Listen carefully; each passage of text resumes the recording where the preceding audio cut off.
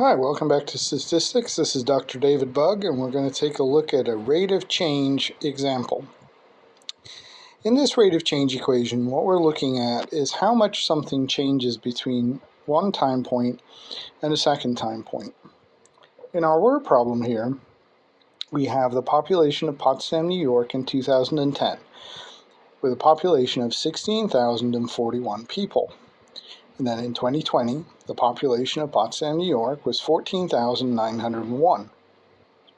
So our question is, what is the rate of change in the population of Potsdam, New York between 2010 and 2020? So let's set up our equation. So we're solving for rate of change. And we're going to calculate this as a percentage. So we're going to multiply this by 100%. So first of all, let's put our numbers into our equation. The first number we're looking for is time to f. Well, let's start out with what is our first time and our second time. Well, our first time is time 1, is 2010, and our second time is time 2, 2020. But this equation is looking for the time to frequency. So what it's looking for is the frequency count of a category in a variable. So in this case, we want the time to frequency. So here is time 2. Here's the frequency associated with time 2.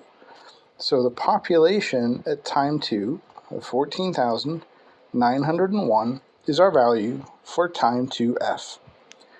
And we're going to subtract from that the value for time 1f.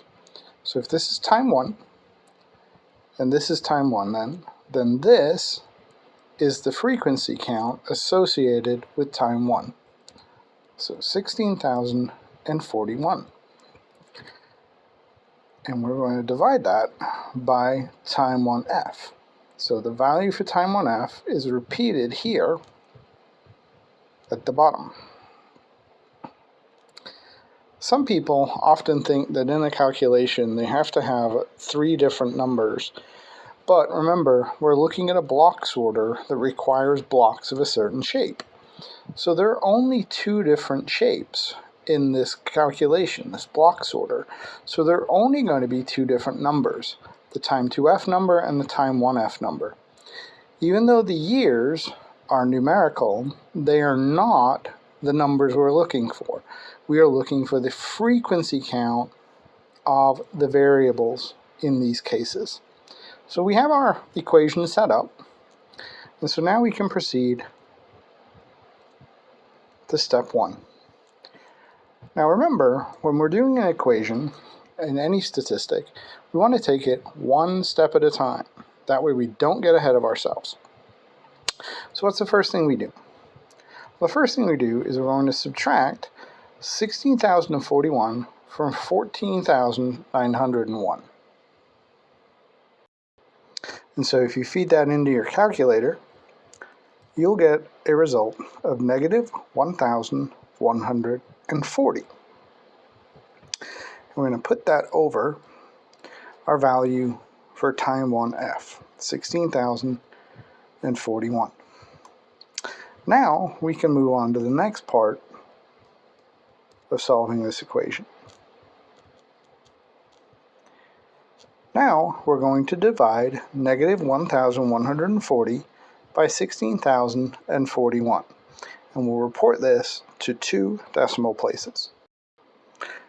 Okay, I lied. Sorry, we're reporting this to 4 decimal places.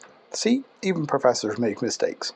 So once we put this into the calculator and divide, the value you will get to 4 decimal places is negative 0.0711. Now on your calculator you may have gotten 106, and we're going to round up to the 4th decimal place. So negative 0.0711. Now that we've taken all of those steps, we can now begin the multiplication to find our answer. So we're going to multiply this number by 100%. And this is going to give us a value of negative 7.11%. See, I told you we make mistakes. We're only human after all. So our rate of change between 2010 and 2020 in the population of Potsdam, New York, is a decline in population of negative 7.11%. Thanks, and see you in the next video.